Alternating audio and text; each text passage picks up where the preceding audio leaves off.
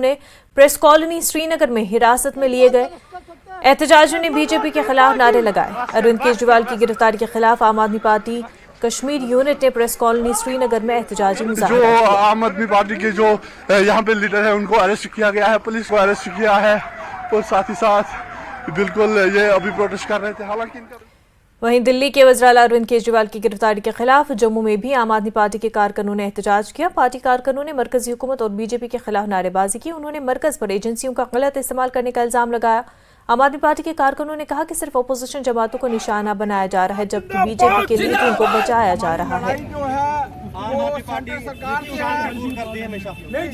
देखिए, it's so unfortunate, हम यहाँ पर पीसफुल प्रोटेस्ट कर रहे थे, हमको करने नहीं दिया गया, हमारे लोगों को डिटेन कर लिया गया।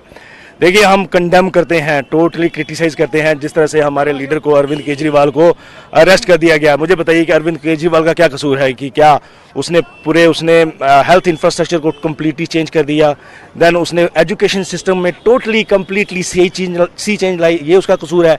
He is an honest leader, क्या ये उसका कसूर है? देखिए, मैं कहना चाहूँगा जितनी भी आप जो सेंट्रल गवर्नमेंट क्या करिए, जितनी भी सीबीआई की या ईडी की जो रेट्स पड़ रही हैं वो 100 की 100% सारी अपोजिशन पे पड़ रही है। ऐसा क्यों भाई? मुझे बताइए, एक भी सिंगल बीजेपी का एमएलए एमपी क्या उस पर रेड पड़ी? एक भी मुझे बता दीजिए। नहीं, क्यों? क्योंकि ये टारगेटिंग की जा रही है, अपोजिशन को खत्म किया जा रहा है। That is very very bad. हम कंडेम करते हैं हमारे ऑनेस्ट लीडर को, श्री अरविंद केजरीवाल जी को जेलों में डाला जा रहा है। मुझे बताइए, क्या उसका ये कसूर है?